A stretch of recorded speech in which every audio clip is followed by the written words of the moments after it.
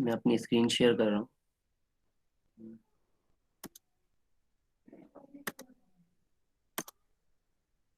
हाँ, मेरी स्क्रीन आ रही है आप सबके पास?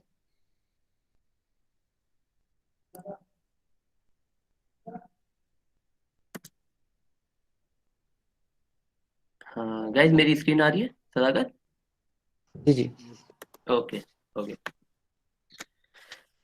हाँ। सो गाइज, हाँ, welcome to the session of Golang for absolute beginners. तो इसका नाम गोलिंग फॉर एब्सोल्यूट बिगनर ये इसलिए रखा गया है क्योंकि इसमें जो भी चीज़ें हैं, हम वो जो चीज़ें बिगनर को ज़रूरी होती हैं सीखने के लिए कोई भी प्रोग्रामिंग लैंग्वेज, वो इसमें सारी कवर्ड है। और ये स्पेशली गोलैंग के लिए, गो प्रोग्रामिंग लैंग्वेज के लिए। तो और इसका जो नाम है गोलैंग फॉर एब्सोल्यूट बिगनर, ये मैं आपको एंड में बताऊंगा कि मैंने ये नाम क्यों दिया है। ठीक है, तो उसके लिए आपको वेट करना पड़ेगा कि इसका यही नाम क्यों हमने रखा है।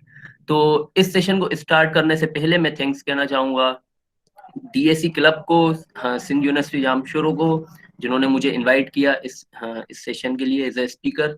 और और मेरी यही कोशिश होगी कि आज आप, हाँ, कुछ नई चीज सीख के जाएं, कुछ डिफरेंट चीजें सीख के जाएं। ठीक है। तो आज का जो हमारा एजेंडा है इस सेशन का, वो ये है कि हाँ, सबसे पहले तो मैं खुद को इंट्रोड्यूस कराऊंगा, मैं कौन हूँ, फिर हम थोड़ा बहुत गोलैंग के बारे में देखेंगे, गोलैंग का इंट्रोडक्शन, वेरिएबल्स वगैरह, जो भी बेसिक बेसिक चीजें होती हैं एक प्रोग्रामिंग लैंग्वेज में, प्रिमिटिव, कांस्टेंट। और और बाकी हम जो भी एडवांस कॉन्सेप्ट हो गए, एरेस वगैरह, स्ट्रक्ट्स वगैरह, इन सब के बारे में भी देखेंगे। और गोलैंग के कुछ डिफरेंट कीवर्ड्स हैं, जो कि यूनिक कीवर्ड्स हैं, जो कि यूनिक कॉन्सेप्ट हैं, हम उन्हें भी देखेंगे। तो सबसे पहले, हाँ, मैं कौन हूँ, ठीक है। हाँ, आई एम विवेक। और मेरा नाम है, पूरा नाम है विवेकानंद शर्मा, और मैं सॉफ्टवेयर इंजीनियर हूँ ट्रकर में। और मैं कम्युनिटी मैनेजर हूँ मेंटोर्स विदाउट बॉर्डर का। मेंटोर विदाउट बॉर्डर ऐसा समझें कि वहाँ पे मेंटोर्स को पहले ट्रेनिंग दी जाती है, और फिर मतलब वो मेंटोरशिप देते हैं डिफरेंट, लाइक, जो जूनियर्स होते हैं उनको। और मैं कम्युनिटी लीड हूँ गोलैंग पाकिस्तान का, जो कि गोलैंग पाकिस्तान मैंने खुद ही स्टार्ट की थी कम्युनिटी, उसका फेसबुक पे ग्रुप भी है। तो उसका लिंक एंड में, वो हम देख लेंगे उसे। और अभी करंटली मैं जो हूँ वो जॉब के साथ साथ पार्ट टाइम में, फ्री टाइम में अपनी ऑर्गेनाइजेशन भी चला रहा हूँ। उसका मैं को फाउंडर हूँ, डेव क्रिएटिव प्लस प्लस, जो कि मैंने मेरे फ्रेंड के साथ शुरू की थी। हमने गिटअप से शुरू किया था, अब हम एक प्रॉपर ऑर्गेनाइजेशन है। और उसके अलावा मैंने गिटअप पे दो ऑर्गेनाइजेशन भी फाउंड मतलब बनाई थी, और वो आज पाकिस्तान की टॉप ऑर्गेनाइजेशन। उसके अलावा मैं मीडियम पे तीन पब्लिशर्स हैं उनके लिए लिखता हूँ, be your cell, voice of code और वेब नाइन। इन तीनों पब्लिशर्स के लिए मैं आर्टिकल्स वगैरह भी पब्लिश कर रहा होता हूँ। और उसके अलावा मैं मेंबर भी हूँ लिनक्स पाकिस्तान और AWS कम्युनिटी पाकिस्तान का। तो अगर आप मुझसे कांटेक्ट करना चाहते हैं तो ये स्लाइड मैं आपसे इवेंट के बाद शेयर कर लूंगा, तो उसमें सारे लिंक्स हैं, जैसे फेसबुक, लिंक्डइन, ट्विटर और इंस्टाग्राम वगैरह, अगर आपको कभी भी मुझसे कुछ पूछना हो। और और अब ये एक इंटरेस्टिंग चीज है कि मैं जो भी काम कर रहा होता हूँ, मैं अपना नाम उसमें यूज नहीं करता हूँ। मतलब इसके इसकी एक बड़ी स्टोरी है, वो स्टोरी तो मैं अभी आपको बता नहीं पाऊंगा, पर मैं क्यों नहीं करता हूँ उसकी एक डिफरेंट स्टोरी है। वो मेरे सिर्फ फ्रेंड्स को ही पता है। पर मैं जिस नाम से काम कर रहा होता हूँ वो नाम है स्लिम कोडर। तो स्लिम कोडर भी, हाँ, ये मैं आपको बताऊंगा कि ये नाम क्यों है स्लिम कोडर। इसलिए कि क्योंकि मैं खुद हाँ, स्लिम बंदा हूँ, तो इसलिए मैंने उसका नाम स्लिम कोडर रखा। ठीक है। तो फिल्म कोडर की कैसे शुरुआत हुई, मैं एक दिन, हाँ, म्यूजिक सुन रहा था। मैं वैसे हिप हॉप म्यूजिक का बहुत बड़ा फैन हूँ, तो इमिनेम को सुना मैंने, उसके मैंने तीन गाने सुने, तो मैंने देखा कि एक इंसान तीन करेक्टर मतलब अपने बता रहा है। एक एक वो इमिनेम है, एक में वो मार्शल है जिसमें वो अपनी स्टोरी बता रहा है, एक में वो इमिनेम है जिसमें वो मतलब मोटिवेशन दे रहा है, और तीसरी फिल्म शेडी जिसमें वो फनी करेक्टर निभा रहा है। तो इसीलिए मैंने सोचा कि मुझे फिल्म कोडर नाम रखना चाहिए। बस ऐसे ही अचानक ये खुद ही हो गया, तो मैंने भी नाम रख दिया। तो अगर आप स्लिम कोडर का वर्क देखना चाहते हैं कि वो क्या क्या काम कर रहा है और कैसे काम कर रहा है, तो आप, ये सारे प्लेटफॉर्म्स हैं। मैं गिटअप पे भी कंट्रीब्यूट करता हूँ एज स्लिम कोडर, मीडियम पे आर्टिकल्स वगैरह लिखना पब्लिशर के लिए। ऐसा समझिए कि गिटअप पे मेरी हर साल 500 से 600 कॉन्ट्रीब्यूशंस होती हैं। मीडियम पे आर्टिकल्स वगैरह तो मैं हर हर मंथली बेसिस पे, वीकली बेसिस पे पब्लिश कर रहा होता हूँ। एक अभी रिसेंटली मेरा आर्टिकल फीचर भी हुआ था जावास्क्रिप्ट में। और फेसबुक पे मैं पेज भी चला रहा होता हूँ, और यूट्यूब पे वीडियोस भी अपलोड कर रहा होता हूँ, जिसके अभी कुछ 300 सब्सक्राइबर्स हैं। उसके अलावा मैं हाँ वर्डप्रेस पे ब्लॉगिंग वगैरह भी कर रहा होता हूँ। तो वर्डप्रेस पे ब्लॉगिंग करने से ये मुझे एडवांटेज हुआ कि मैं लाइक अपनी सारी चीजें जो भी मैं आर्टिकल्स लिख रहा हूँ उन्हें कंबाइन कर सकूं और अपने बारे में भी, स्लिम कोडर के बारे में भी उस वर्डप्रेस के ब्लॉग में बता सकूं। उसके अलावा मेरी कुछ रेपुटेशन है, हाँ 600 रेपुटेशन है स्टेक ओवरफ्लो पे। स्टेक ओवरफ्लो पे मुझे 1 साल हुआ है, मैं प्रॉब्लम्स वगैरह सॉल्व कर रहा होता हूँ। और dev.to, और मैं dev.to पे भी आर्टिकल्स वगैरह लिखना या फिर ऐसा समझे कि हेल्प मांगना या हेल्प करना, तो ये सारी चीजें मैं कर रहा होता हूँ। अगर आप स्लिम कोडर के बारे में और जानना चाहते हैं तो ये मैंने एक आर्टिकल लिखा था स्टार्टिंग में, बिल्कुल स्टार्टिंग में, और स्टार्टिंग में एक वीडियो भी बनाई थी, आप उसे जरूर देखिएगा। ठीक है, तो चलें जी शुरू करते हैं इस सेशन का सबसे पहला पार्ट जो कि है इंट्रोडक्शन ऑफ गोलैंग।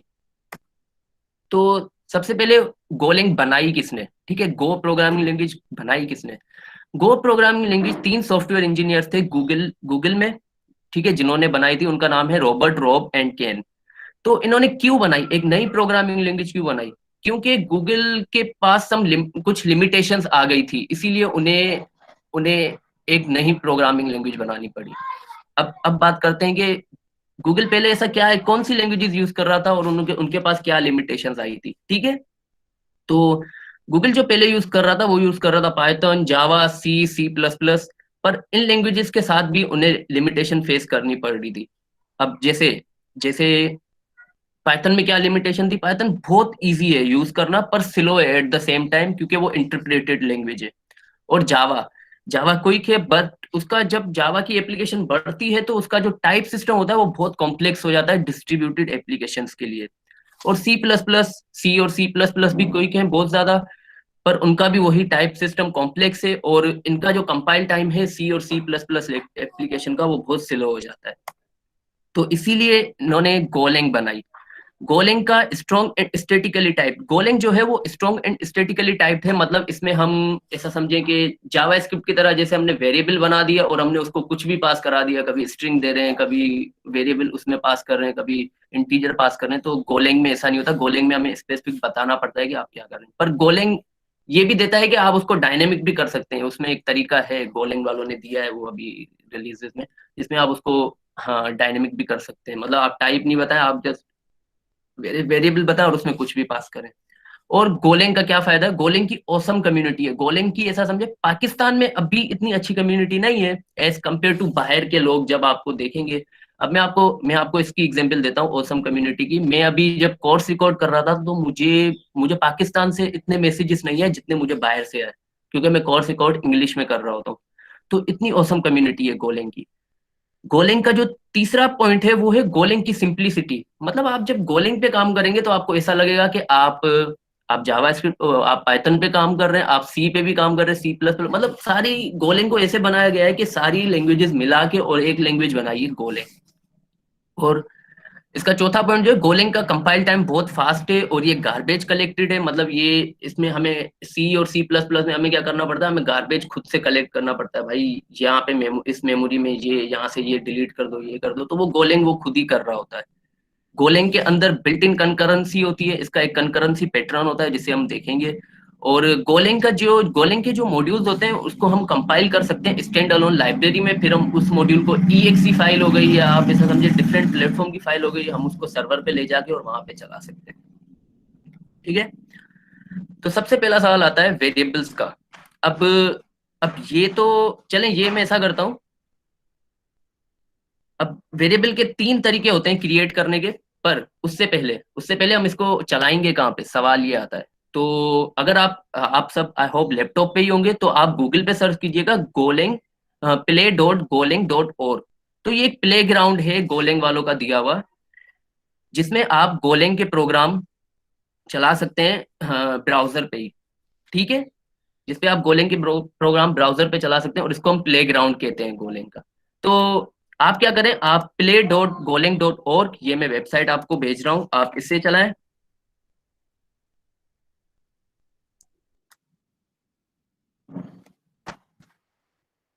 आप इससे चलाएं और आप क्या करें, आप रन पे क्लिक करेंगे तो आपका जो सबसे पहला जो प्रोग्राम है वो मतलब प्रिंट हो जाएगा, हेलो प्लेग्राउंड का। ठीक है, अब मैं इसके बारे में थोड़ा बहुत आपको बता देता हूँ, मैं ज़ूम करके बता देता हूँ कि इसका जो स्ट्रक्चर बन रहा है वो क्या बन रहा है। ठीक है, सबसे पहले हमारा आता है पैकेज मेन।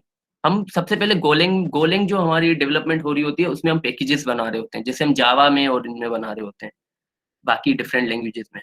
क्योंकि मैंने तो जावा पे ही थोड़ा बहुत काम किया, तो जावा में पैकेजेस वगैरह बनते हैं। ठीक है, हमने मेन पैकेज बनाया, हमने एफएमटी का मॉड्यूल इंपोर्ट करवाया। एफएमटी का मॉड्यूल होता है कि कुछ भी प्रिंट करने के लिए कंसोल पे, या मतलब ऐसा समझे कंसोल पे वर्क करने के लिए।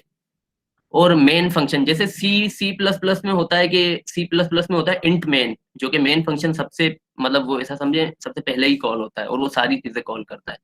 तो ये जो फंक, हाँ, फंक का जो कीवर्ड है और मेन का जो मेथड है उसके अंदर जो F M T dot print L N दिया हुआ है, वो कह रहा है कि भाई तुम हेलो प्लेग्राउंड जो है वो कंसोल पे प्रिंट कर दो, और हमारा हेलो प्लेग्राउंड कंसोल पे प्रिंट हो चुका है। ठीक है, तो हम क्या करते हैं, हम कोई भी एक वेरिएबल बना लेते हैं। ए का, मैंने एक ए का वेरिएबल बना दिया, उसको 42 दे दिया, और मैं इस 42 को क्या कर रहा हूँ, मैं प्रिंट कर रहा हूँ कंसोल पे। अब देखते हैं कि ये कंसोल पे क्या प्रिंट करता है।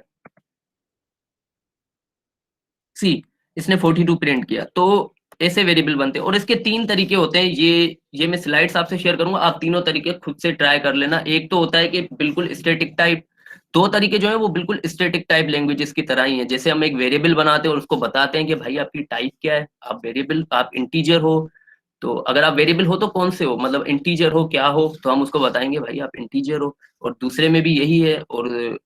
और जो थर्ड वे है उसमें हम मतलब ऐसा समझे वो डायनेमिक टाइप जो लैंग्वेजेस होती हैं वो तरीका है। अब अब जो, हाँ, हर प्रोग्रामिंग लैंग्वेज में जो सबसे इंपॉर्टेंट होता है वो होता है उसकी प्रिमिटिव टाइप्स। ठीक है, तो गोलैंग भी प्रिमिटिव टाइप सपोर्ट करता है, जैसे बूलियन। गोलैंग सपोर्ट करता है बूलियन को भी। अब जैसे मैं यहाँ पे अगर ट्रू लिख दूं तो ये हो गई, ए जो हमारा है वो बूलियन टाइप हो गया, जो कि पहले इंटीजर टाइप था। ठीक है, जो कि पहले इंटीजर टाइप था, मैंने उसे क्या कर दिया, बूलियन टाइप, और इसने ट्रू भी प्रिंट कर दिया। तो बूलियन भी हो गया हमारा, इंटीजर भी आ गया प्रिमिटिव्स में, फ्लोटिंग पॉइंट वैल्यूज भी आ गई। फ्लोटिंग पॉइंट वैल्यूज वो होती हैं जैसे 2.5, 33, हमने मतलब, हाँ, डेसिमल नंबर में पॉइंट में वैल्यू हमने दे दी, तो वो हमारी फ्लोटिंग पॉइंट वैल्यूज हो गई। और स्ट्रिंग भी हमारे आते हैं, स्ट्रिंग भी हमारे प्रिमिटिव्स में आते हैं। अगर मैं इसको स्ट्रिंग कर दूं, हाँ, हेलो स्ट्रिंग,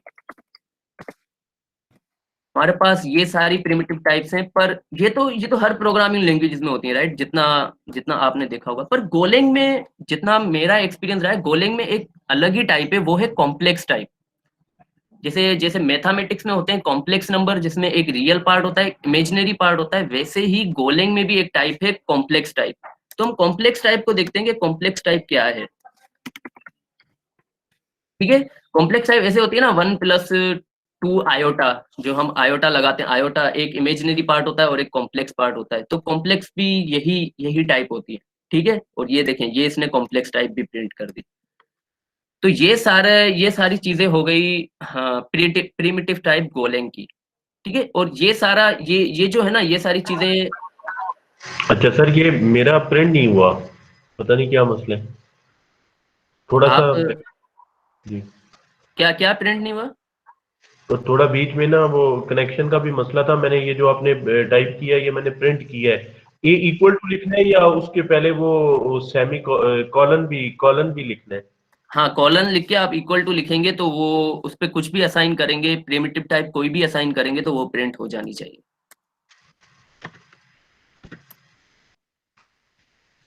अच्छा ठीक है, सिंटेक्स का इशू था, ठीक है। आप जरा सम अप कर सकते हैं आखिर में कि आपने अभी पहले क्या बनाया बताया था, या वो टाइम हाँ, कम हो? हाँ, ओके, ओके। वीडियो हाँ, आपने मैं, हाँ, हाँ, मैं ना, Excuse me, मैं sir. प्रिमिटिव, जी, Can you please go to the basic program of Hello World?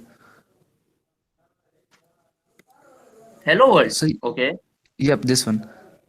Okay, okay, that's it. It's okay. Okay, So यहाँ ओके, पे आपने जो import किया है FMT, तो FMT में हाँ, यहाँ पे parenthesis में आपने दिया है. Like when I started, you know, I don't use for programming for development purposes Go. I use for the scripts and for running the scripts and Linux distros. So हम्म, यहाँ पे तो मैंने जब basic program open किया तो यहाँ पे parenthesis नहीं है. Even हाँ, हाँ, using parenthesis, why is it so? अगर हम एक लिख रहे हैं तो ऐसा समझिए कि मतलब डिपेंड करता है, कुछ लोग डायरेक्टली इंपोर्ट करते हैं। अब डिपेंड करता है आप कितने मॉड्यूल इंपोर्ट करें। पेरेंथेसिस हम जब देते हैं जब हमें मल्टीपल मॉड्यूल इंपोर्ट करने होते हैं, तो इसका कोई इशू नहीं है, आप इसको डायरेक्टली भी इंपोर्ट कर सकते हैं और आप इसको पेरेंथेसिस में भी दे सकते हैं। Okay, thank you, sir. ठीक है, ओके। अच्छा जी, अब हम नेक्स्ट टॉपिक की तरफ बढ़े, वो है हमारा कांस्टेंट। अब हाँ, हर प्रोग्रामिंग लैंग्वेज में क्या होता है कि कांस्टेंट टाइप्स होती हैं, ठीक है। तो कांस्टेंट टाइप ये होती है कि अगर उनकी वैल्यू एक बार हमने जो उसको हमने वैल्यू पास कर दी वही वैल्यू रहेगी, ठीक है। सिंपल कांस्टेंट यही होता है कि जो कि चेंज ना हो। तो हम क्या करते हैं, हम एक कांस्टेंट बनाते हैं। मैं ए को कर रहा हूँ कॉन्स्ट,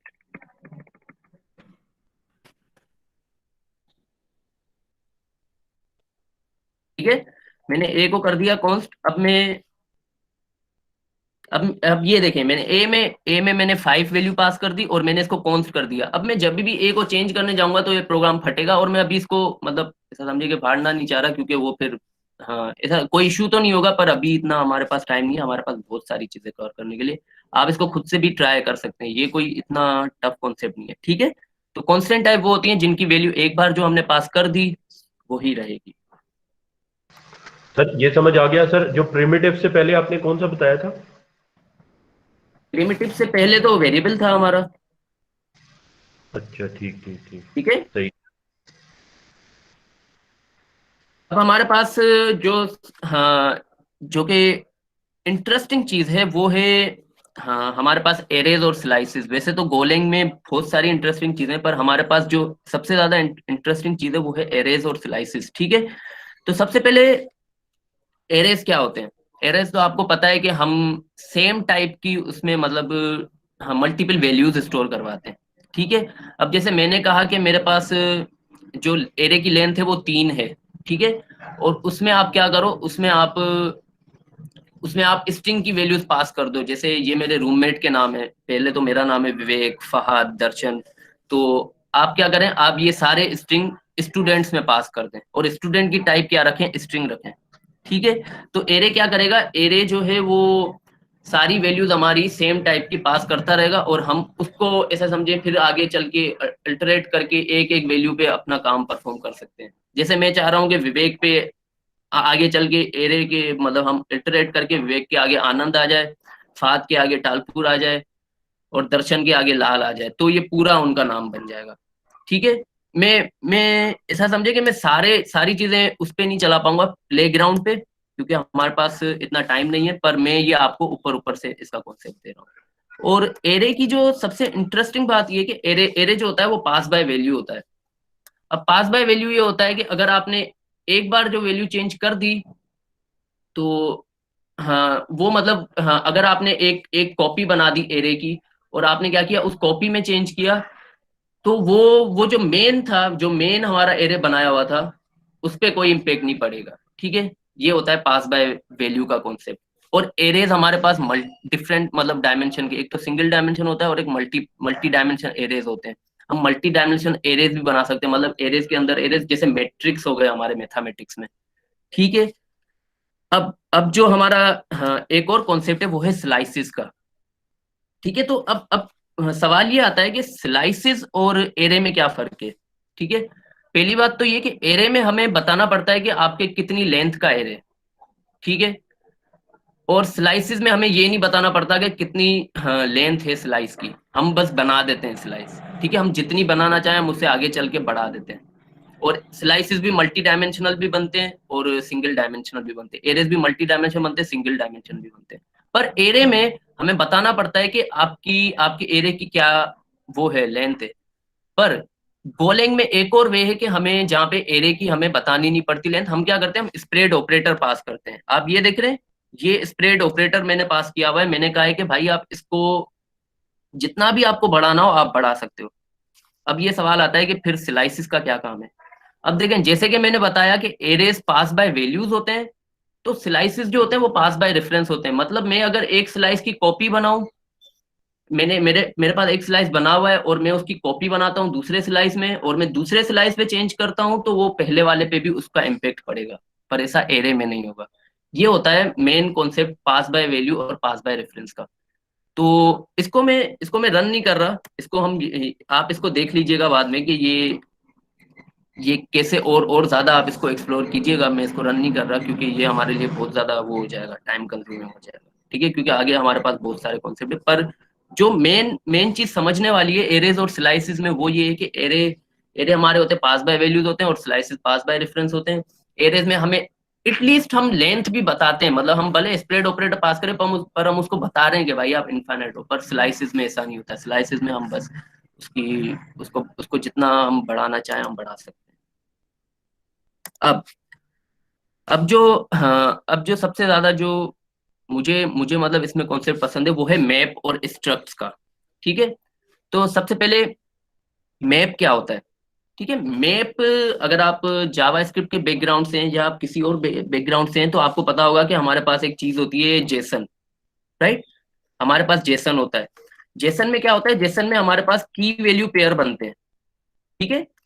जेसन में हमारे पास की वैल्यू पेयर बनते हैं, तो मैप भी कुछ यही होता है। मैप भी जो होता है वो की वैल्यू पेयर ही है।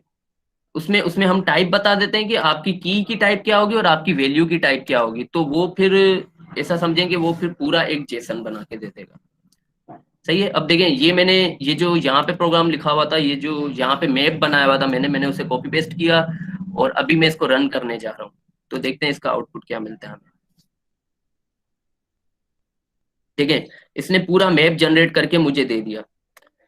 मैप में इसने फर्स्ट नेम लिखा विवेक, लास्ट नेम लिखा शर्मा, मिडिल नेम लिखा आनंद, जो कि मैंने मैप बनाया हुआ है विवेक आनंद शर्मा, ठीक है।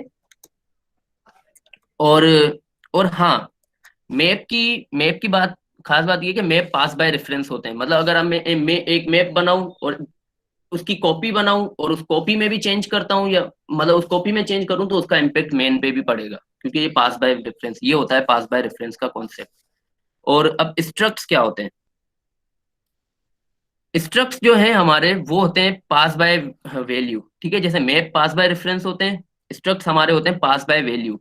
मतलब अगर मैं एक स्ट्रक्ट बनाता हूँ और उसी स्ट्रक्ट की मैं दूसरी कॉपी बनाता हूँ और दूसरी वाली कॉपी में चेंज करता हूँ, तो उसका पहले वाले पे कोई इम्पेक्ट नहीं पड़ेगा, ठीक है। तो अभी मैं क्या करने जा रहा हूँ, अभी आप यहाँ पे प्रोग्राम देख रहे हैं कि मैंने एक स्ट्रक्ट बनाया हुआ है और इस स्ट्रक्ट में मैंने वैल्यूज पास की हुई है, ठीक है। First name, middle name, last name, मतलब मैंने विवेकानंद शर्मा पूरा एक स्ट्रक्ट बनाया हुआ है। तो अभी हम देखते हैं इसको रन करके कि क्या होता है। मैंने क्या किया हुआ है, मैंने एक स्ट्रक्ट बनाया हुआ है डॉक्टर का। वैसे मैं डॉक्टर तो हूं नहीं, पर मैंने ऐसे ही लिखा है, थोड़ा मतलब बड़ा चढ़ा के। पर अब मैंने एक डॉक्टर बनाया हुआ है, डॉक्टर का स्ट्रक्ट बनाया हुआ है और उसमें मैंने अपना नाम पास कर दिया है, हाँ, विवेकानंद शर्मा, और मैंने लिखा है डॉक्टर। तो मैं ये वेरिएबल यहाँ पे, हाँ, मैंने लगा दिया। अब स्ट्रक्ट में वैल्यूज पास करने के लिए हमें क्या करना होगा कि हमें स्ट्रक्ट की जो टाइप है वो बतानी होगी और उसके अंदर जो हम वैल्यूज पास कर रहे हैं हमें वो बतानी होगी। ये देखें, इसने जो विवेकानंद शर्मा है वो पूरा प्रिंट करके दे दिया।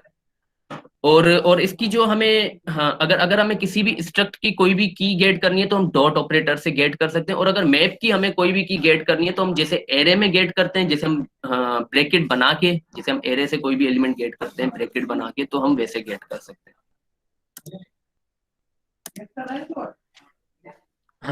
अब जो जाहिर बात है, अगर एक आप प्रोग्राम बना रहे हैं तो आप चाहते हैं कि मैं इसको अपने हिसाब से कंट्रोल करूं, ठीक है। तो वो हम कैसे करें, वो हम करते हैं कंट्रोल फ्लो से, ठीक है। कंट्रोल फ्लो से हम क्या करते हैं कि हम, हाँ, मतलब ऐसा समझे कि इफ एल्स के स्टेटमेंट बना देना, स्विच के स्टेटमेंट बना देना, ठीक है, कि इसका ग्रेड ये है, अगर अगर इतने मार्क्स आए इसके, मतलब 30 आए तो ये फेल है, अगर 50 आए तो ये पास है, अगर मतलब 90 आए तो ये मतलब जीनियस है। तो ऐसे हम, मतलब ये पूरा जो हमारा फ्लो है ये हम कंट्रोल फ्लो से मैनेज करते हैं अपने प्रोग्राम का, ठीक है। और गो में भी कंट्रोल फ्लो की सपोर्ट है। और हम देखते हैं कि अभी हम अभी हम क्या करते हैं, अभी हम एक प्रोग्राम यहाँ पे बना हुआ है, मैं उसे कॉपी पेस्ट कर रहा हूँ। मैंने ग्रेड का प्रोग्राम पहले ही बनाया हुआ था, तो मैं क्या कर रहा हूँ, मैंने ग्रेड बी में 40 पास किया हुआ है, ठीक है। और मैं ये देख रहा हूँ कि भाई अगर ग्रेड बी, मतलब मैं खुद ही 40 पास कर रहा हूँ, ठीक है। और मैं ये देख रहा हूँ कि मैंने कंडीशन लगाई हुई है कि if grade B is less than 32 लो, if grade else if grade B is greater than 32 high, else to else equal, ठीक है, मतलब ये उसके उसकी जो है, अगर ये दोनों कंडीशन ट्रू नहीं होती तो else चलेगा। तो ये हम देख लेते हैं कि ये जो कंट्रोल फ्लो का ये जो बेसिक सा प्रोग्राम है ये कैसे काम कर रहा है। ठीक है, इनों में मैंने पहले ही FMT पास किया हुआ है। आप लोगों को मेरी स्क्रीन शेयर हो रही होगी, दिख रहा होगा आपको कि मैंने एक ग्रेड बी का मैंने एक वेरिएबल बनाया हुआ है, एक इंटीजर टाइप का वेरिएबल बनाया हुआ है जिसमें मैंने 40 पास किया हुआ है। अब मैं ये सारी कंडीशन चला के देख रहा हूँ कि मेरी कौन सी कंडीशन चलती है। ठीक है, तो अब जो मेरी कंडीशन चली वो थी टू हाई वाली, मतलब सेकंड कंडीशन। क्यों? क्योंकि आप देख रहे हैं कि ग्रेड जो बी है वो 30 से बड़ा है, मतलब ग्रेड बी में 40 पास है और वो 30 से बड़ा है, तो मेरी टू हाई वाली कंडीशन चली।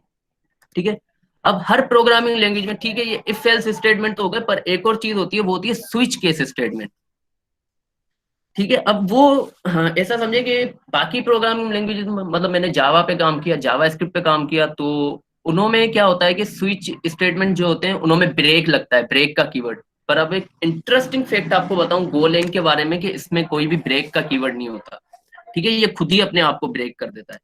अब ये मैंने क्या किया है, अब मैं ये आपको स्विच दिखा रहा हूँ, ये स्विच वाला जो प्रोग्राम है वो दिखा रहा हूँ वो कैसे काम कर रहा है। मैंने क्या किया है, मैंने स्विच के अंदर 2 पास किया है, मैंने केसेस बना दिए, केस 1, केस 2 और एक डिफॉल्ट का केस। अब मैंने 2 तो पास किया हुआ है, अब क्या होगा, मेरा केस 2 चलेगा। ठीक है, जैसे हम ऐसे पास करते हैं, कोई स्ट्रिंग पास कर देते हैं किसी भी स्विच में, तो वो स्ट्रिंग वाला केस चला देता है कि केस ए, केस बी, केस सी। वैसे ही मैंने 2 पास किया हुआ है जो कि इंटीजर है, तो वो केस 2 चलाएगा जो कि इंटीजर वाला केस है। ठीक है, पर आपने एक बार नोटिस की कि हम डिफरेंट प्रोग्रामिंग लैंग्वेज जो भी बाकी हो गई उनमें हम ब्रेक लगाते हैं केस को ब्रेक करने के लिए। ठीक है, पर हमने यहाँ पे नहीं लगाया, तो ये गोलैंग ऐसा समझे खुद से कर रहा है, क्योंकि मोस्टली गोलैंग वालों ने ये इसलिए किया कि जब भी हम स्विच केस बनाते हैं सब लोग, तो हम हमेशा ब्रेक ही लगाते हैं। तो इन्होंने कहा कि अब ब्रेक को खत्म ही कर देते हैं, ब्रेक कीवर्ड को। तो ब्रेक कीवर्ड की इन्होंने सपोर्ट दी ही नहीं है। ठीक है, तो डेट्स हाउ आप गोलैंग का जो फ्लो है वो कंट्रोल कर सकते हैं। ठीक है, अब हम आते हैं लूपिंग पे। अब देखें, आपने शायद जावा स्क्रिप्ट पे भी काम किया हो और जावा पे भी काम किया हो। जावा का मुझे आइडिया नहीं है, मैंने जावा स्क्रिप्ट पे तो बहुत काम किया हुआ है, मेरा 2 साल का एक्सपीरियंस है। तो जावा स्क्रिप्ट में एक तो ऐसा समझे कि लूप ही इतने, मैप है, फिल्टर है, फॉर लूप है, फॉर ईच है, एवरी है, मतलब डिफरेंट डिफरेंट लूप्स हैं बहुत, और वो हर काम मतलब अपने हिसाब से परफॉर्म करते हैं। पर गोलैंग का एक इंटरेस्टिंग फैक्ट जो मुझे लगा वो है कि इसमें सिर्फ फॉर लूप है और कोई लूप नहीं है। ठीक है, तो फॉर लूप को कैसे चलाते हैं, फॉर लूप का सिंटेक्स ये है। फॉर लूप तो आप सबको आइडिया होगा ही, वैसे भी आप लोग यूनिवर्सिटीज में आपने देखा होगा कि यूनिवर्सिटीज में वैसे भी आपने ये चीज पढ़ी होगी। तो फॉर लूप का मैं आपको बता देता हूँ फॉर लूप कैसे काम कर रहा है। यहाँ पे मैंने एक इंटीजर बनाया, पहले तो मैंने फॉर कीवर्ड लिखा। हाँ, सबसे पहले एक इंटरेस्टिंग फैक्ट, बाकी प्रोग्रामिंग लैंग्वेजेस में फॉर लूप में हम उसको ब्रैकेट में बंद करते हैं। ठीक है, पर गोलैंग में ऐसा नहीं होता, गोलैंग में हमें नीड नहीं पड़ती। जैसा कि पहले किसी ने सवाल पूछा था कि FMT को मतलब मैंने बंद नहीं किया था तो वो फिर भी चल रहा था, मैंने किसी उस पर काम किया था। तो गोलैंग में ये जरूरी नहीं होता बंद करना। ठीक है, तो गोलैंग में ऐसा समझेंगे जब ज्यादा काम करते हैं तो जरूरी होता है। ठीक है,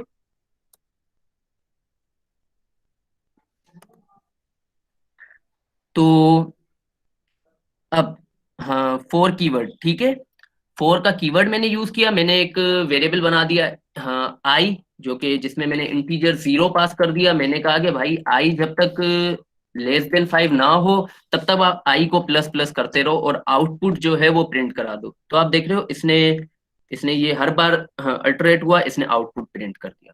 तो डेट्स हाउ लूप वर्क। और इन्फिनिट फॉर लूप, ये मैं अभी अभी गोलैंग प्लेग्राउंड पे चला नहीं सकता। इन्फिनिट फॉर लूप की भी सपोर्ट है, जैसे हमारे पास ऐसा समझे जब हम फॉर लूप में कंडीशन नहीं देते तो वो चलता ही रहता है, चलता ही रहता है।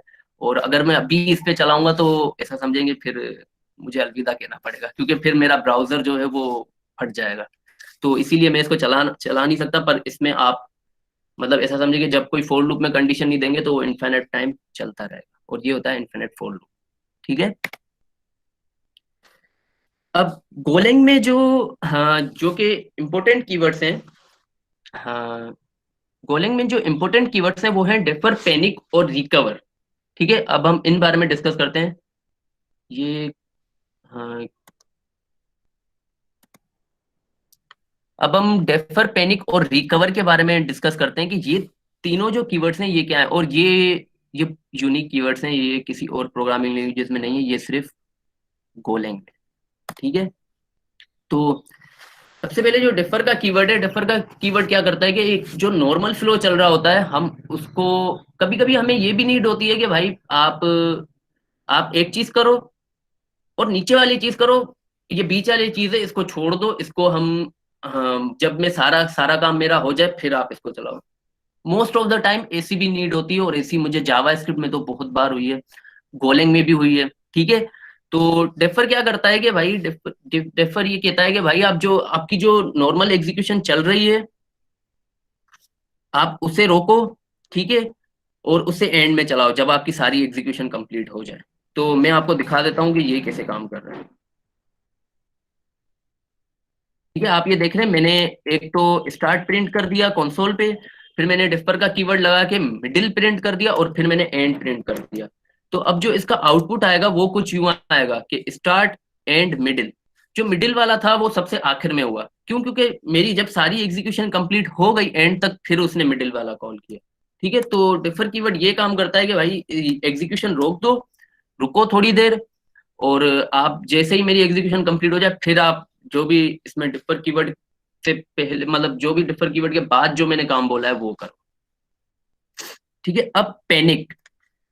सबसे पहले मैं आपको पैनिक के बारे में बता दूं। भाई, एक इंसान पैनिक कब होता है? मैं पैनिक कब होता हूँ जब, ऐसा समझे, मतलब मैं फट रहा होता हूँ, कोई भी ऐसा समझेंगे, मैं परेशानी में होता हूँ, तो हम अपनी एप्लीकेशन को, भाई अब हमारी एप्लीकेशन भी परेशानी में जाती है हमेशा, मतलब कोई मसला आ जाता है, कोई एरर आ जाता है, कोई बग आ जाता है, तो हमें मोस्टली क्या करना पड़ता है, हमें अपना एरर थ्रो करवाना पड़ता है कि क्या हुआ है, मेरे सर्वर को क्या हुआ है। गोलैंग मोस्टली सर्वर साइड पे भी यूज होती है और कंपाइलर्स वगैरह में भी यूज होती है, तो हमें पैनिकिंग करनी पड़ती है अपनी एप्लीकेशन, और ये लाजमी है क्योंकि हमें एरर थ्रो करना पड़ता है। ठीक है, तो अब हम देखते हैं कि पैनिक क्या करता है। पैनिक हमारा जो मेथड है, उसमें हम जो भी भेजेंगे वो क्या करेगा कि वो मेरे जो फ्लो है उसको फाड़ देगा। ठीक है, ये देखें, ये इसने फाड़ दिया, इसने कहा पैनिक, समथिंग बैड हैपेंड। आपको दिख रहा है नीचे, ये रहा, इसने स्टार्ट प्रिंट किया और इसने कहा पैनिक, भाई मैं पैनिक हो गया, समथिंग बैड हैपेंड। इसने एंड वाला प्रिंट ही नहीं किया, इसने क्या किया, पैनिक में जैसे ही मैंने पैनिक की अपनी एप्लीकेशन, और इसने मेरा जो नॉर्मल फ्लो जो मेरा एक एप्लीकेशन का चल रहा था वो इसने खत्म कर दिया। ठीक है, अब सवाल आता है, अब मुझसे लोग पूछते हैं कि यार हमने पैनिक तो कर दी, पर हम अब हमें क्या करना है कि हमें एरर अपना ही बताना है। मैं ये नहीं चाहता मेरी एप्लीकेशन फटे, पर मैं क्या चाहता हूँ कि मैं कंसोल पे एरर शो करा दूं या फिर मैं यूजर को थ्रो कर दूं। ठीक है, तो इसका भी एक तरीका है, वो है रिकवर। हमेशा हमेशा जब भी आप पैनिक करते हो, ठीक है, हमेशा जब भी आप पैनिक करते हो अपनी एप्लीकेशन को, तो आपको उसको रिकवर करना पड़ता है और एक अपना यूजर डिफाइंड एरर भेजना पड़ता है। यूजर को फ्रंट एंड पे भेज दो या फिर सर्वर को दिखा दो अच्छा सा एरर बना के, तो वो होता है रिकवर करना, वो होता है रिकवर करने का प्रोसेस। ठीक है, तो वो हम देखते हैं कि हम कैसे रिकवर कर सकते हैं। आप लोगों को ये प्रोग्राम दिख रहा होगा, ये मैंने क्या किया, पहले मैंने स्टार्ट किया fmt.println स्टार्ट, मतलब आपकी जो एप्लीकेशन आप कंसोल पे स्टार्ट प्रिंट करें। फिर मैंने एक एक फंक्शन बनाया जो कि खुद को ही कॉल करता है। ये भी हम मतलब प्रोग्रामिंग लैंग्वेज में करते हैं, एक फंक्शन को हम नाम ना दें तो हमें उसे कॉल कराने के लिए, मतलब वो खुद को ही कॉल करता है फंक्शन। ठीक है, हाँ, तो इसको मैंने डिफर में रख दिया, मैंने इसको कहा भाई आप एंड में कॉल होना, पर मेरी, और मैंने क्या किया, मैंने अपनी एप्लीकेशन पैनिक कर दी। अब आपको पता है कि मैंने स्टार्ट किया, मैंने डिफर कीवर्ड यूज किया, मैंने पैनिक कर दी, पैनिक के बाद मेरा डिफर वाला कॉल होगा। ठीक है, और वो क्या करेगा, वो रिकवर करके और वो एरर थ्रो कर देगा। रिकवर का मैंने मेथड यूज किया हुआ है कि आप एरर से रिकवर हो और वो एरर यहाँ पे शो करा दे, कंसोल पे फटे नहीं, एरर शो करा दे। तो इसको देखते हैं ये क्या काम कर रहा है। ये देखें, इसने एक अपना अपना ही एरर बना के और यूजर को दिखा दिया। ठीक है, रिकवर करके। रिकवर करके प्रिंट करा दिया और ये यूजर को भेज देगा वो एरर। तो पैनिक से हमेशा हमें रिकवर करके और एक यूजर को अपना जो है वो एरर दिखाना पड़ता है। और ये मॉड्यूल्स में यूज किया जाता है। उन मॉड्यूल्स में जब आप ऐसा समझे कोई सर्वर साइड प्रोग्रामिंग कर रहे हो और आप चाहते हैं कि मैं यूजर को हर हिसाब से एरर दिखाऊं, जैसे ऐसा समझिए कि अनऑथोराइज या समथिंग बैड हैपेंड, या फिर हमारे पास जो डिफरेंट टाइप्स के एरर होते हैं सर्वर साइड प्रोग्रामिंग में बहुत सारे, ठीक है। तो आप उसको हमेशा अपने जो पैनिकिंग है उसको रिकवर करके और फिर आप उस एरर को दिखा सकते हैं। अब पॉइंटर्स, हाँ सबसे पहले पॉइंटर्स क्या होते हैं, ठीक है। अब पॉइंटर्स आपने सी में पढ़ा होगा, सी प्लस प्लस में, अगर आप यहाँ यूनिवर्सिटी में आपका शायद कोर्स होगा सी प्लस प्लस का, फर्स्ट ईयर में आपने पढ़ा होगा पॉइंटर्स के बारे में। पॉइंटर्स क्या होता है कि यार एक हमने वेरिएबल बना दिया, इंटीजर बना दिया। अब मैं क्या कर रहा हूँ कि मैं एक और नया इंटीजर बना रहा हूँ, पर क्या होगा कि मैं उसमें उसकी कॉपी भेजूंगा, पर वो क्या होगा कि पास बाय वैल्यू होगा। मैं चाह रहा हूँ इसको पास बाय रेफरेंस करूँ। मैं क्या करूंगा, मैं उस जो जहां पे मेरा वेरिएबल स्टोर है मैं उसकी मेमोरी लोकेशन दूसरे वाले वेरिएबल को दे दूंगा, ठीक है। और मैं कहूंगा कि भाई अब मैं जब फर्स्ट वाले वेरिएबल पे चेंज करूं तो आप भी चेंज हो जाओ, या फिर मैं दूसरे वाले वेरिएबल में चेंज करूं तो फर्स्ट वाला चेंज हो जाए। मतलब ये होता है पास बाय रेफरेंस का कॉन्सेप्ट, और ये हम पॉइंटर्स के थ्रू करते हैं। हम पहले वाले वेरिएबल का ऐसा समझे मेमोरी एड्रेस ही दूसरे वाले वेरिएबल में स्टोर करा देते हैं, तो जब हम पहले वाले में चेंज करते हैं तो वो ऑटोमेटिकली दूसरे वाले में चेंज होता है, और ये होता है पॉइंटर का कॉन्सेप्ट। पॉइंटर का कॉन्सेप्ट बहुत इंपॉर्टेंट है, आई होप आपको हाँ समझ आया होगा, क्योंकि ये तो पॉइंटर्स का तो डायपर पैनिक रिकवर तो चलो ठीक है गोलिंग में यूज होता है, पर मेरी कोशिश ये है कि आप जो भी प्रोग्रामिंग लैंग्वेज आप सेलेक्ट करें फ्यूचर में, आपको एटलीस्ट उनके कॉन्सेप्ट की नॉलेज होनी चाहिए। और पॉइंटर्स समझे हर प्रोग्रामिंग लैंग्वेज में, सिर्फ जावा स्क्रिप्ट में नहीं है, क्योंकि जावा स्क्रिप्ट में उसकी नीड भी नहीं है, ठीक है। तो चले जी पॉइंटर्स का प्रोग्राम रन करके देखते हैं कि पॉइंटर्स के प्रोग्राम में क्या होता है। मैंने क्या किया है, हाँ मैं आपको प्रोग्राम फिर से बता देता हूँ। मैंने एक वेरिएबल बनाया है ए का जिसमें मैंने 45 पास किया है। फिर मैंने एक और वेरिएबल बनाया हुआ है बी का, जिसमें मैं क्या कर रहा हूँ, मैंने इसको बताया हुआ है कि आप पॉइंटर हो। ये मैंने एस्टेरिक्स की साइन यूज की हुई है, और मैंने बताया आप इंटीजर हो और आप क्या स्टोर करो अपने पास ए का एड्रेस, ठीक है। पॉइंटर में क्या होता है, पॉइंटर में हम पहले एड्रेस स्टोर करते हैं, और फिर हम क्या करते हैं, फिर हम करते हैं कि इस एड्रेस पे जो वैल्यू पॉइंट हो रही है वो बता दो। तो मैंने क्या किया हुआ है, मैंने ए को फिर 25 कर दिया है, और मैंने ये प्रिंट कर दिया ए और बी, पर मैंने बी से पहले एस्टेरिक का कीवर्ड लगाया हुआ है। मैं ये कह रहा हूँ कि भाई बी पे जो वैल्यू पॉइंट हो रही है अब वो वैल्यू लेके आ जाओ, और वो ए के एड्रेस में है, और मैंने ए को चेंज किया हुआ है, तो आप देख रहे हैं मेरे पास 25 आ रहा है, क्योंकि मैंने ए को चेंज किया है यहाँ पे, और ए का एड्रेस जो है वो बी के पास है, ठीक है। और ए को जब मैं चेंज करूंगा तो ए के एड्रेस पे, तो क्योंकि वो बी भी चेंज होगा, ठीक है। और ये हो गया, ये असल कॉन्सेप्ट होता है पास बाय रेफरेंस का, और ये हम पॉइंटर्स, मतलब ये एक एग्जांपल थी पास बाय रेफरेंस की बाय यूजिंग पॉइंटर्स, ठीक है। पॉइंटर्स के और भी बहुत सारे यूज केस हैं जब आप मेमोरी लेवल पे काम करते हैं। हाँ, किसी मतलब ऐसा समझे कि अपने कंप्यूटर की मेमोरी हो गई, या अपने प्रोग्राम की जो मेमोरी, जो प्रोग्राम डिफरेंट वेरिएबल स्टोर करता है उसके साथ अगर आपको खेलना हो थोड़ा बहुत, तो आप पॉइंटर्स के थ्रू खेल सकते हैं। पर ऐसा समझे कि सर्वर साइड प्रोग्रामिंग में इसकी नीड नहीं पड़ती। मैं खुद सर्वर साइड प्रोग्रामिंग पे काम करता हूँ, पर पर इसकी तब नीड पड़ती है जब आप कोई मतलब बिल्ड सिस्टम बना रहे हैं, कंपाइलर्स पे काम कर रहे हैं, कंपाइलर्स बना रहे हैं अपने, तो गोलिंग उसके लिए भी यूज हो सकता है, जैसे सी और सी प्लस प्लस होते हैं। फंक्शंस, हाँ भाई, अब सीन ये है कि अब मोस्टली जो हमारी जो आजकल की जो प्रोग्रामिंग की जो हम जा रहे हैं जिस तरफ, वो है फंक्शनल प्रोग्रामिंग। आपने जावा में ऊप पढ़ी होगी, ये होते हैं प्रोग्रामिंग पैराडाइम्स, ठीक है। तो प्रोग्रामिंग पैराडाइम्स क्या होते हैं, लोग समझते हैं कि जावा सिक्योर है क्योंकि वो जावा ऊप यूज करती है, पर ऐसा कुछ नहीं होता। मैं कहता हूँ कि ऊप है ना, मेरे हिसाब से जितना मेरा एक्सपीरियंस है, ऊप सिर्फ कॉम्प्लेक्स बनाती है चीजों को, और कुछ नहीं है। जो फंक्शनल प्रोग्रामिंग होती है उससे आप ऐसा समझें कि आसानी से अपने काम परफॉर्म कर सकते हैं, ठीक है, क्योंकि वो हम छोटे छोटे फंक्शंस में चीजों को तोड़ देते हैं, और हर फंक्शन एक काम परफॉर्म कर रहा होता है। और अगर मैं किसी ऊप के उस पे डेवलपमेंट करूं और मैं फंक्शनल प्रोग्रामिंग पे मतलब फंक्शनल पैराडाइम वाले पे डेवलपमेंट करूं तो मुझे फंक्शनल वाले पे ज्यादा मजा देगा। और मैं मोस्टली मेरे जो प्रोजेक्ट्स हैं वो सारे फंक्शनल प्रोग्रामिंग पे ही होते हैं, और आजकल तो फंक्शनल प्रोग्रामिंग चल भी रही है, तो गोलैंग फंक्शंस बनाने की भी सपोर्ट देता है। ठीक है, ये मैं फंक्शन क्या कर रहा हूँ, मैं उठा रहा हूँ, और हमारा देखिए मेन फंक्शन है, हमारा मेन फंक्शन भी है, जैसा कि मैंने आपको बताया। ये सबसे पहले क्या होगा, मैं इसके नीचे नीचे हमारा जो से मैसेज का फंक्शन है वो बता रहा हूँ, वो मैंने पेस्ट कर दिया, और से मैसेज को मैंने क्या कर दिया, मैंने कॉल कर दिया, और मैंने इसमें क्या कर दिया, मैंने इसमें स्ट्रिंग पास कर दिया विवेक, और मैंने क्या कर दिया, मैंने इसमें आईडी पास कर दी 1। ठीक है, मैंने सेम मैसेज का कॉल कर दिया। सेम मैसेज में मैंने कहा कि आप जो है मेरा मैसेज प्रिंट कर दो और उसकी आईडी प्रिंट कर दो। ठीक है, आप देख रहे हैं message is Vivek, ID is 1। तो ये हो गया एक फंक्शन बनाने का तरीका। ठीक है, मेन फंक्शन तो मेन फंक्शन है, वो कॉल होगा। मेन फंक्शन में आप बाकी जो भी सारे फंक्शंस बना रहे हैं वो आप कॉल करेंगे। ठीक है, अब आते हैं मेथड्स पे।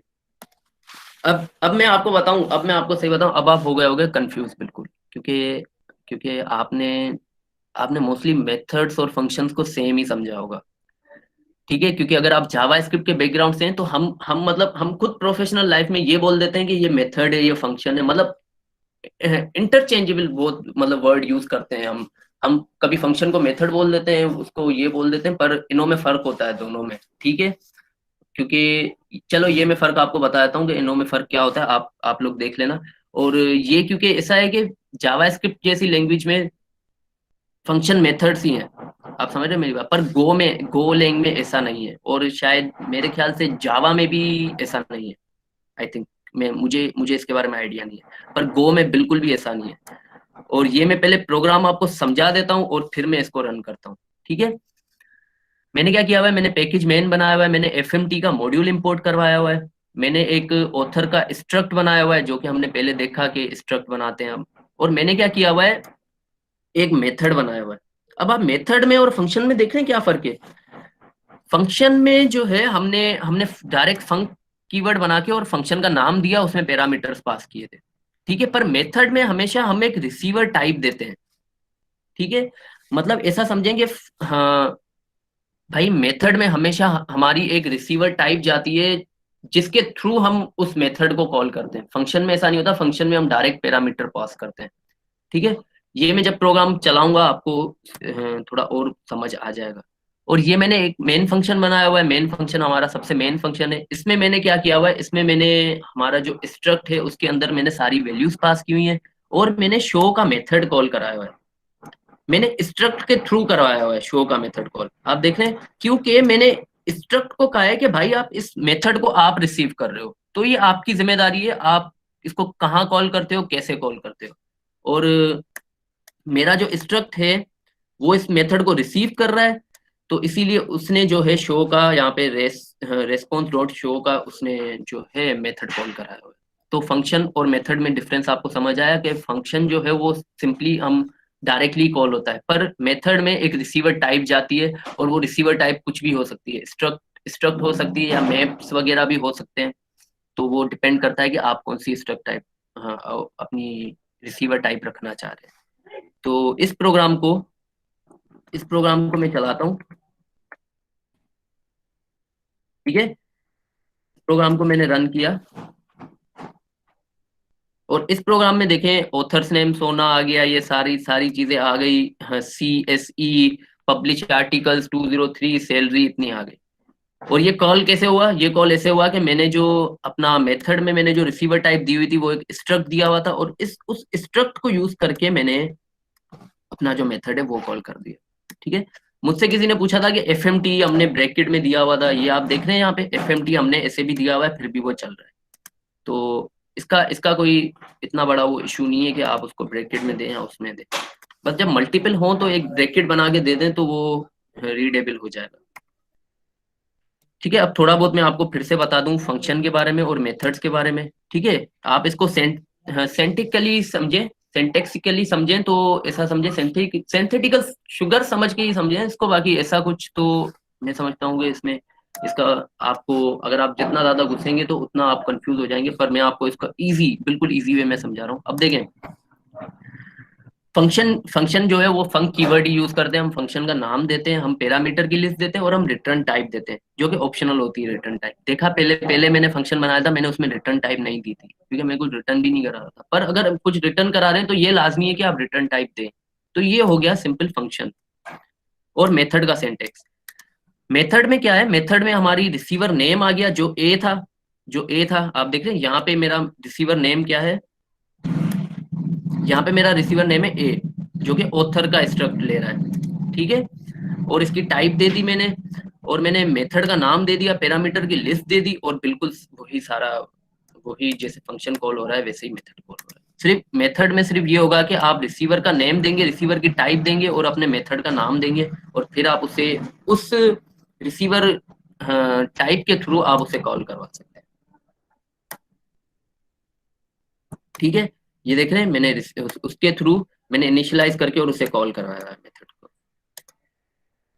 तो ये डिफरेंस है फंक्शंस और मेथड्स में, ठीक है। अब इंटरफेसेस की तरफ बढ़ते हैं। तो इंटरफेसेस क्या होते हैं, इंटरफेसेस ऐसा समझें कि बिहेवियर को डिफाइन करते हैं, ठीक है। और इंटरफेसेस जो है वो बिहेवियर को डिफाइन करते हैं, और इसमें मतलब हम हमारे जो मेथड जो हम यूज करने जा रहे हैं, हम बता सकते हैं कि हमें ये मेथड यूज करना है और ये ऐसे वर्क करेगा, ठीक है। वो तो हम आगे फिर हम क्या करेंगे, हम उसका एक मेथड बना देंगे, फिर उसको उसमें हम डिफरेंट चीजें पास कर देंगे। पर इंटरफेस को समझने का सिर्फ ये तरीका है कि ये बिहेवियर को डिफाइन करता है कि मेरे पास क्या क्या चीजें होंगी, किन किन चीजों को मैं यूज करूंगा। तो मैं इस प्रोग्राम को आपको समझाने के लिए मैं इसको क्या करता हूँ, मैं इसको वहां पे पेस्ट करता हूँ, ठीक है। अब मैं आपको इसको लाइन बाय लाइन समझाता हूँ। सबसे पहले पैकेज मेन बना लिया, एफएमटी इंपोर्ट कर दिया, मैंने एक इंटरफेस बना दिया शेप का, जिसकी मैंने टाइप शेप रखी, और ये इंटरफेस है। और इसमें मैंने एरिया पास करा दिया, जिसको मैंने कह दिया कि आप जो है फ्लोट 64 की टाइप रिटर्न करेंगे। ये आप देख रहे होंगे यहाँ पे एरिया को मैंने कह दिया, ये मैंने इसका बिहेवियर डिफाइन कर दिया कि एरिया जो है वो फ्लोट की जो वैल्यू है वो रिटर्न करेगा। मैंने एक स्ट्रक्ट बना दिया रेक्टेंगल का, आपको पता है कि स्ट्रक्ट में हम वैल्यूज दे सकते हैं और फिर उन वैल्यूज को गेट कर सकते हैं, ठीक है। मैंने एरिया का मेथड बना दिया, आपको ये भी पता है कि एरिया के मेथड में मैं रिसीवर नेम दूंगा और रिसीवर टाइप दूंगा और मेथड का नाम दूंगा, उसकी रिटर्न टाइप दूंगा, फिर वो जो वो रिटर्न करेगा वो मेरे पास आ जाएगा, ठीक है। और फिर मैंने क्या किया, मैंने एक वेरिएबल बना दिया शेप का, और उस शेप में मैंने क्या किया, शेप आप देख रहे हैं, शेप हमारे पास जो था वो हमारा इंटरफेस था। मैंने इंटरफेस का वेरिएबल बनाया, उस इंटरफेस को मैंने ये कहा कि भाई ये जो रेक्टेंगल है, ये जो, हाँ ऐसा समझेंगे, ये जो रेक्ट का स्ट्रक्ट है उसमें ये वैल्यूज आप पास करें, मतलब आप उसका ये स्ट्रक्ट बनाएं। और आप क्या करें, और आप जो है हमारा एस डॉट एरिया प्रिंट कर दें। एस डॉट एरिया क्यों, एस डॉट एरिया इसने कैसे प्रिंट किया, क्योंकि इसकी जो रिसीवर टाइप थी वो ये थी, पर इसको मैंने स्ट्रक्ट के थ्रू यूज करके किया। अगर मैं यहाँ पे कोई भी ऐसा समझे कि इंटरफेस डिफरेंट बनाता हूँ, अब उसका बिहेवियर ही डिफरेंट बनाता हूँ और उसका मेथड का बिहेवियर डिफरेंट होगा तो प्रोग्राम फटेगा, ठीक है। और ये होता है इंटरफेस का मतलब, जो कि जहाँ पे हम सिर्फ उसका बिहेवियर डिफाइन करते हैं, और फिर आप ये समझेंगे। तो मैंने एक बड़ी एग्जांपल दे दी, वरना आप इसका सिर्फ बिहेवियर डिफाइन करके और इसके साथ डिफरेंट ऑपरेशन परफॉर्म कर सकते हैं, इसको एक्सटेंड वगैरह करा के उसके साथ वही स्पेसिफिक काम कर सकते हैं, वही फंक्शन बना सकते हैं, वही उसकी टाइप दे सकते हैं, ठीक है। गो रूटीन्स, हाँ गो रूटीन के बारे में मैं आपको बताता चलूं। गो रूटीन ऐसा समझे कि गो की एक स्पेशल टाइप है। इसमें ये होता है कि भाई आपको मतलब ऐसा समझेंगे, हाँ असिंक्रोनस काम करना। असिंक्रोनस काम ऐसे कि जावा स्क्रिप्ट में होता है इवेंट लूप। जावा स्क्रिप्ट में क्या होता है कि हम एक काम परफॉर्म कर रहे होते हैं, अगर हमने, हाँ, अगर आप चाहते हैं कि ये काम भले देर से हो, मतलब ऐसा समझेंगे जब तक मैं बाकी काम कर लूं, ये काम जैसे आपने किसी एपीआई को हिट किया, आप चाह रहे हैं कि मुझे एपीआई का रेस्पॉन्स भले वो अपना काम परफॉर्म कर ले फिर दे दे, ठीक है। तो आप क्या करेंगे, आप उस एपीआई को कॉल करेंगे और आप वेट नहीं करेंगे उसका, आप कहेंगे कि भाई तुम अलग ही चलते रहो, एक अलग थ्रेड कह लो उसको, पर थ्रेड कहते नहीं है क्योंकि वो थ्रेड तो डिफरेंट चीज होती है, पर आप उसको चलें अलग थ्रेड ही कह लें अभी के लिए। तो उसको अलग थ्रेड के लिए आपने कि अलग थ्रेड में चल रहा है और बाकी जो काम हो रहा है वो अलग थ्रेड में हो रहा है। तो ये होती है गो रूटीन। गो रूटीन भी एक तरीके से थ्रेड केल है, भले आप कह सकते हैं पर वैसे कहते नहीं है, क्योंकि गो रूटीन को गो रूटीन ही कहा जाता है, ये कोई थ्रेड नहीं है। ठीक है, जैसे इवेंट लूप के अंदर जो भी ऑपरेशन परफॉर्म हो रहा होता है उसको हम जावास्क्रिप्ट में असिंक्रोनस का नाम देते हैं, और उसको हम कहते हैं non blocking IO. Node JS और इनो में नॉन ब्लॉकिंग आईओ कहते हैं। तो ये मैं आपको प्रोग्राम थोड़ा सा समझाता चलूं। मैंने सिंक का मॉड्यूल इंपोर्ट करवाया हुआ है, ठीक है। मैंने एक वेट ग्रुप बनाया हुआ है। वेट ग्रुप आगे चल के आपको पता चल जाएगा वेट ग्रुप क्या है। और मैंने क्या किया, वेट ग्रुप में मैंने एक गो रूटीन ऐड की है। और मैंने क्या किया है, मैंने जो से हेलो का फंक्शन बनाया हुआ है उससे मैंने गो का कीवर्ड यूज किया हुआ है। गो का कीवर्ड मतलब ये जो से हेलो का फंक्शन है ये अलग गो रूटीन में चलेगा। फिर मैंने हेलो वर्ल्ड 2 प्रिंट कराया और मैं वेट गो रूटीन का वेट कर रहा हूँ, वेट ग्रुप का वेट कर रहा हूँ कि भाई जब जैसे ये चल जाए तब तक आप रुके रहो, मतलब जब तक हमारा हेलो 2 नहीं चलता तब तक आप गो रूटीन भी ना चलाओ। ठीक है, जैसे ही फिर हाँ, से हेलो के फंक्शन के अंदर मैंने क्या किया हुआ है, मैंने हेलो वर्ल्ड 1 किया हुआ है और मैं वेट ग्रुप को डन कर रहा हूँ। ठीक है, अब इसको देखते हैं कि इसका इसका आउटपुट क्या आता है। अब आप देख रहे हैं इसका आउटपुट क्या आ रहा है कि हेलो वर्ल्ड 2 और हेलो वर्ल्ड 1। ठीक है, हेलो वर्ल्ड 2 कैसे आया, क्योंकि मैंने एक गो रूटीन अलग से बनाई हुई है और मैं इसका वेट कर रहा हूँ।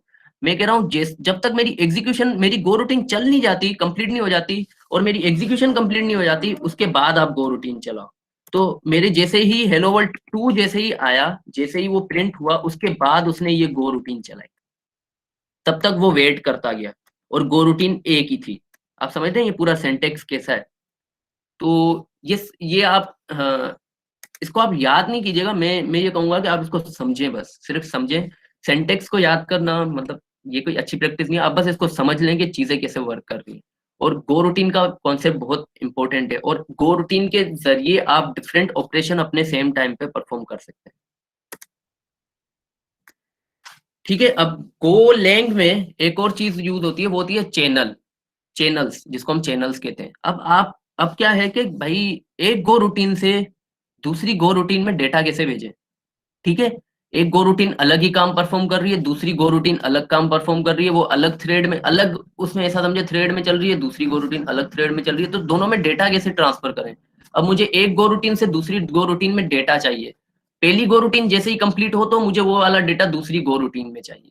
ठीक है, तो ये हम चैनल्स के थ्रू कर सकते हैं, क्योंकि वो अलग अलग काम परफॉर्म कर रही है। तो हम एक ऊपर वेरिएबल बना के और ऐसा नहीं कर सकते कि हम उसको है ना, उसको एक गो रूटीन में चेंज करें फिर दूसरी में चेंज करें।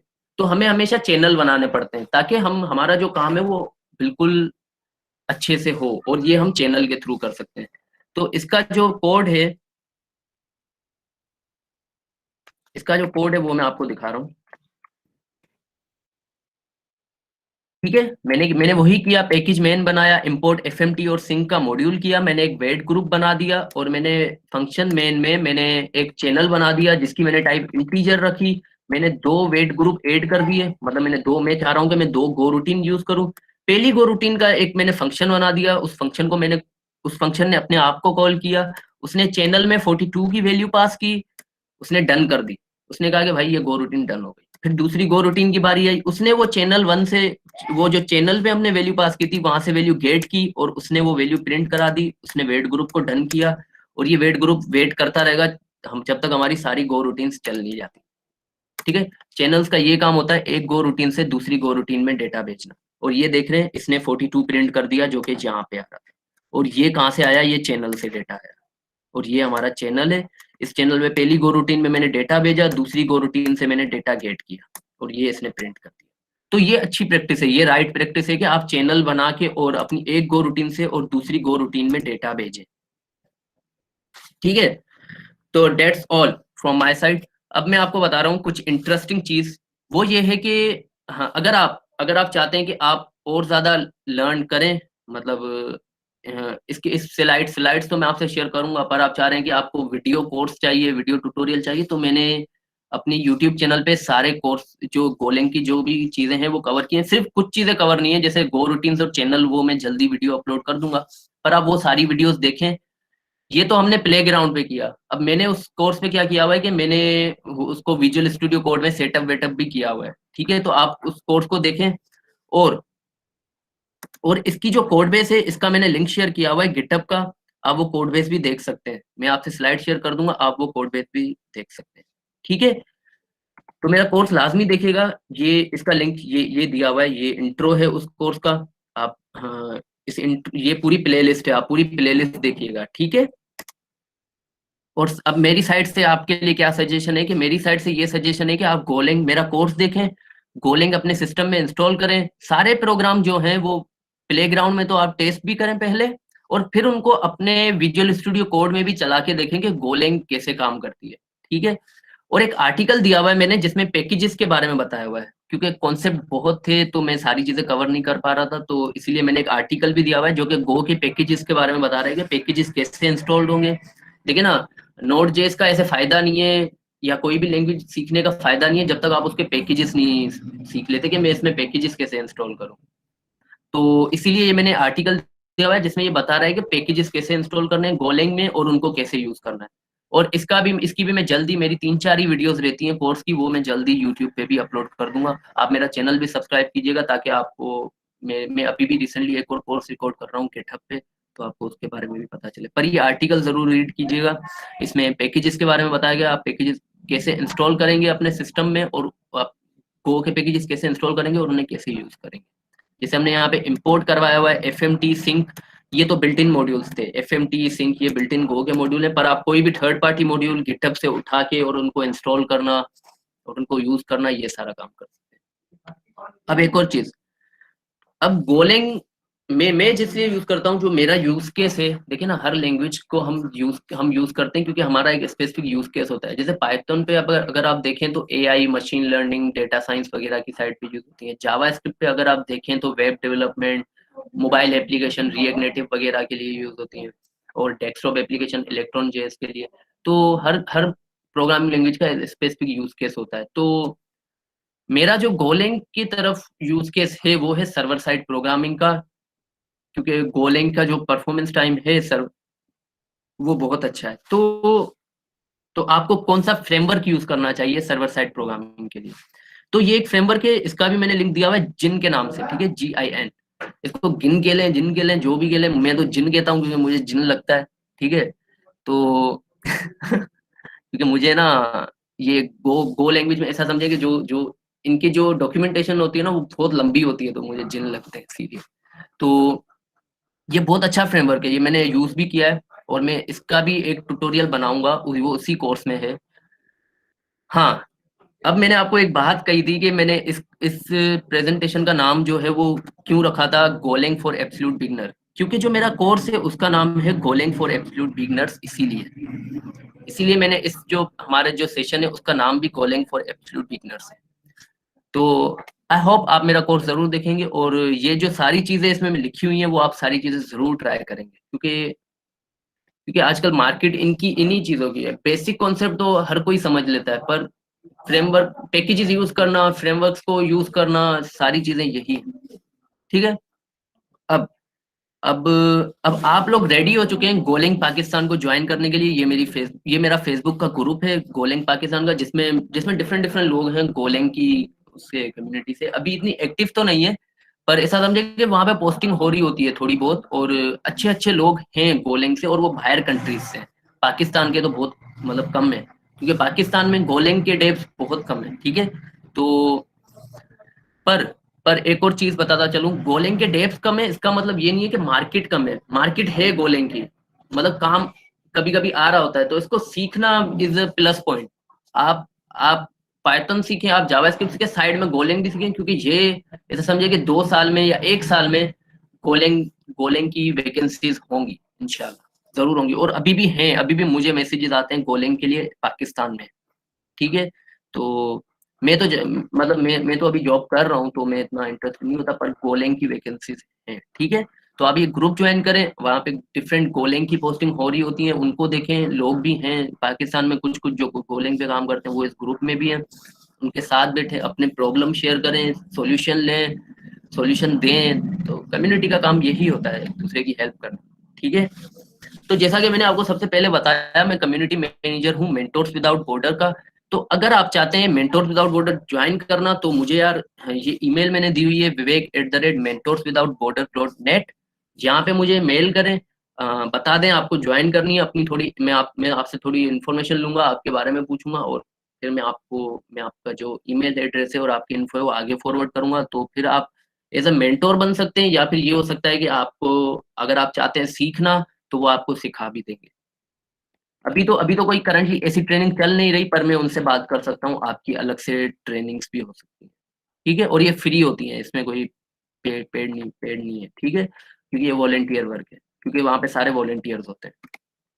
और जैसा कि मैंने शुरू में ही कहा कि मैं मेंबर हूँ लिनक्स पाकिस्तान का। अगर आप चाहते हैं लिनक्स पाकिस्तान को ज्वाइन करना, क्योंकि देखिए ना, विंडोज तो ठीक है सभी यूज करते हैं, पर एक अच्छा डेवलपर वही होता है जो कि लिनक्स यूज करे। अभी ये मेरा पर्सनल लैपटॉप है और मैं इसमें विंडोज यूज करता हूँ, क्योंकि मेरे पास मैं एक्चुअली कंटेंट राइटिंग वगैरह कर रहा होता हूँ, तो कंटेंट राइटिंग ये सारे सॉफ्टवेयर जो हैं वो एडोब प्रीमियर वगैरह ये मेरे पास प्री एक्टिवेटेड है, तो विंडोज के लिए तो मैं इसीलिए लिनक्स वगैरह पे स्विच नहीं करता। पर मेरा जो ऑफिस के लैपटॉप है उसमें मैं लिनक्स यूज करता हूँ, और मैं लिनक्स का बहुत बड़ा फैन हूँ। मतलब विंडोज तो ऐसे ही मजबूरी में यूज करता हूँ, पर मैं लिनक्स का बहुत बड़ा फैन हूँ, तो मैं लिनक्स पाकिस्तान का सर मेंबर भी हूँ। जी लिनक्स डिस्ट्रो कौन सी? यार, मैं ऐसा समझेंगे, मैं इतना डिस्ट्रोस की साइड पे नहीं घुसता, पर मैं मोस्टली ऐसा समझे कि मिंट यूज करता हूँ। मैंने एलिमेंट्री ओएस पहले यूज किया था, 1.2 यूज किया है, और मतलब डेबियन बेस्ड, जो भी डेबियन बेस्ड हो गए, डेबियन और बेस्ट। काली। हाँ, और काली काली भी कमाल है। पहले, काली, हाँ काली मैंने पहले यूज किया था जब मैं यूनिवर्सिटी में था, मैं पहले काली यूज करता था। पर मैं कहता हूँ कि यार झंझट है, मतलब आप इतना लिनक्स डिस्ट्रोस में ना घुसें, आप एक लिनक्स डिस्ट्रो अपने पास करें, उस पे आप कमांड सीखें, मतलब सीखें कि लिनक्स कैसे वर्क करती है, और फिर आप जाएं किसी और डिस्ट्रो पे जो आपका स्पेसिफिक यूज केस हो। पर मेरा कोई ऐसा तो यूज केस है नहीं कि मुझे पेनिट्रेशन टेस्टिंग करनी है या कुछ करनी है, तो मैं सिर्फ जो जो मिंट हो गए और जो बेसिक लेवल के हो गए मैं उन पे ही काम करता हूँ, क्योंकि वो एज अ किसी प्रोग्रामर के लिए यही अच्छा होता है कि वो ये इन्हीं डिस्ट्रोज में घुसे। वैसे और भी है, मैं खुद कंट्रीब्यूटर हूँ फेडोरा प्रोजेक्ट्स का, पर मैं फेडोरा यूज नहीं करता, मैं खुद कंट्रीब्यूटर हूँ फेडोरा प्रोजेक्ट्स का भी। तो यही है कि आप मुझे vivek@linuxpakistan.org पे मेल करें, अगर आप लिनक्स पाकिस्तान ज्वाइन करना चाहते हैं। हम इवेंट्स वगैरह करवा सकते हैं ऑनलाइन, ऑनलाइन हो गए, और जैसे ही कोविड खत्म होगा हम साथ में मीटअप कर सकते हैं। मैं आपको लिनक्स पाकिस्तान के बारे में बताता चलूँ, ये ऐसा समझे पाकिस्तान की ओल्डेस्ट कम्युनिटी रही है, और ये बंद होने वाली थी। मैं आपको बताऊं इंटरेस्टिंग फैक्ट, मैं जब कराची में था तो मैंने इनको मेल की थी कि मैं ज्वाइन करना चाहता हूँ और मेरा ये एक्सपीरियंस है लिनक्स के साथ। तो उन्होंने कहा आप लेट हो चुके हैं। मैंने कहा मैं कितना लेट हो चुका हूँ? कह रहे आप 2 दिन लेट हो चुके हैं, हमने 2 दिन पहले ही लिनक्स पाकिस्तान खत्म कर दी थी। मैंने कहा व्हाट, मैंने मेल की और आपने तो मतलब खत्म ही कर दी। तो उन्होंने कहा आप मिल सकते हैं। मैं मिला उनसे, उन्होंने मेरा काम देखा, मतलब मैं जो ऑनलाइन काम कर रहा था, लाइक यूट्यूब वगैरह और ये सारी चीजें। तो फिर उन्होंने फिर से स्टार्ट किया, मुझे ये चांस दिया स्टार्ट करने का, और कहा इसको आप पूरे को आप मैनेज करें। तो अगर आप ज्वाइन करना चाहते हैं तो मुझे बताइएगा।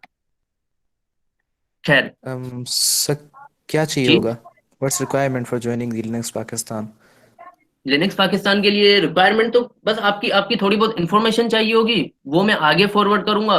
और इतनी कोई रिक्वायरमेंट नहीं है, मतलब ऐसा नहीं है कि मैं आपसे सीवीज लूंगा या कुछ, क्योंकि ये वॉलेंटियर वर्क है, आप कभी भी आ सकते हैं, ज्वाइन कर सकते हैं। मैं आपको ईमेल एड्रेस उनसे कहूंगा, ईमेल एड्रेस का एक्सेस मेरे पास है नहीं, मैं उनसे कहूंगा वो आपको ईमेल एड्रेस बना के देंगे, और फिर आप। सर कैटेगरीज तो नहीं है ना इसमें? लाइक एक बंदा डेवलपमेंट करता है, एक करता है पेन टेस्टिंग, तो हाँ हाँ हाँ, वो आप कहीं देखें, ज्वाइन? नहीं नहीं नहीं, अरे अरे देखें, लिनक्स का मैं आपको बताऊं, लिनक्स की अच्छी बात ये है कि लिनक्स की बहुत बड़ी कम्युनिटी है। आप कुछ भी करते हो, आप फेडोरा करते हो, आप पेनिट्रेशन टेस्टिंग करते हो, या फिर आप सिर्फ डेवलपमेंट ही करते हो मिंट वगैरह पे, आपको मतलब ऐसा समझे ग्रिप है लिनक्स की, कर्नल की कमांड्स की, या फिर कर्नल साइड की, कर्नल प्रोग्रामिंग की, कुछ भी है ना, मतलब आपको लिनक्स की नो हाउ भी है ना, किसी भी डिस्ट्रोस की आप ज्वाइन करें, तो हम उस डिस्ट्रोस के स्पेसिफिक हम इवेंट्स रखवा सकते हैं ऑनलाइन, ठीक है। Okay sir, clear. Okay okay, so हाँ, फाइनल थॉट्स। अब आपने जैसा कि देखा, हमने हमने सारी चीजें गोलेंग के हवाले से कवर की, हमने जो भी कोर कॉन्सेप्ट थे वो सारे देखे।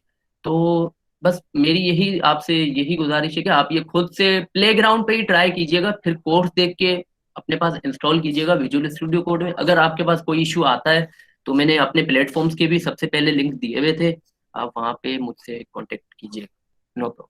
ठीक है, तो किसी का कोई सवाल? So a general question from the log system of Golang. Sir log में एक लॉग एक फंक्शन है, I guess I don't know about it, but log में एक यूज होता है लॉग डॉट विथ फील्ड, उसका आखिर एग्जैक्ट क्या मतलब सीन है? बाकी सब जो होते हैं वो पैकेजेस वगैरह या मॉड्यूल्स जो पहले से बने होते हैं, लॉग उनको फेच करता है, फेच करने के बाद उनको कंबाइन मर्ज करता है लाइक एक डॉट को फाइल में रन करवाने के लिए। उसके बाद क्या होता है कि जब हम लॉग की कुछ जब एरर्स पेश आते हैं लाइक फैटल एरर्स वगैरह, तो हम उसमें विद फील्ड यूज़ करते हैं डॉट सेपरेटर के साथ। तो उसका क्या आखिर फंक्शन है? वो प्री डिफाइंड है या कुछ इस तरह का सीन है? Please elaborate.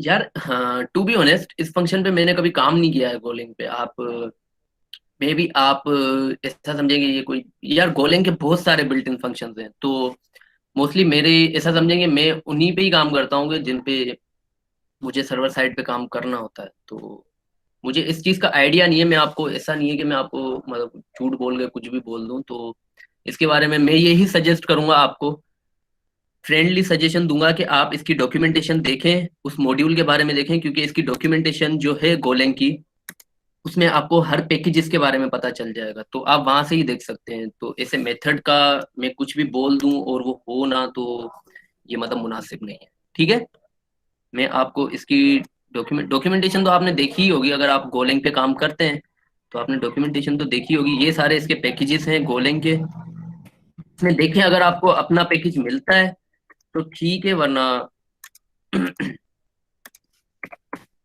ये गोलैंग का, ये गोलैंग की पैकेज का लिंक है, आप यहाँ पे देखें अगर आपको इसमें अपना पैकेज मिलता है और वो मेथड, उस मेथड के बारे में भी कुछ ना कुछ इन्फो होगी, वो अगर मिलती है तो आप वहां से देख सकते हैं। क्योंकि मैंने इस पैकेज पे टू बी ऑनेस्ट काम नहीं किया, तो मैं कुछ कह नहीं सकता और इस चीज पे मैंने काम नहीं Sure thing. So clarified. One more last question. So why should we choose Golang?